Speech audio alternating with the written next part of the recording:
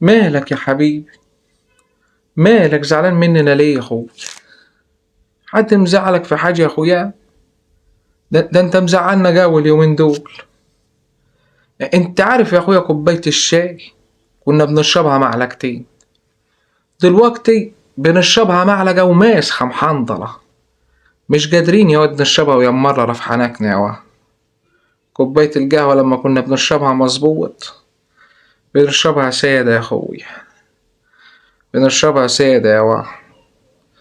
طب يا اخويا دلوقتي قول لي مين اللي مزعلك؟ طيب انا اصالحك عليه يا اخوي، اصالحك عليه يا اخوي. يكونش يا اخويا المصنع مقصر معاك في حاجه؟ ها الناس اللي شغاله فيه مزعلاك؟ ده انت يا اخويا بيعملوا لك عروض زي الملابس دلوقت.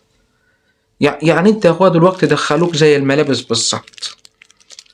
احنا عندنا عرض السكر النهارده، يحطوك يا اخويا مع 2 مكرونه واتنين سكر، وتاخدوا الكيس يا اخويا وتروح تلاقي المكرونه يا اخويا منتهيه الصلاحيه. طب يا اخويا هنلاقيها منك يا اخويا؟ ولا المكرونة يا اخويا اللي كأنها وجعت بطننا يا اخويا؟ هنعمل ايه بس غطونا يا ولاد؟ غطونا ده انا جبت له البتاع اللي بيعملوا بيه الكاوتش بتاع العربية، ها، ومعلقه في البيت. اشرب كوباية الشاي بمررة ابص له تحل معايا. ده مرار ايه يا اخويا اللي احنا فيه ده يا اخويا؟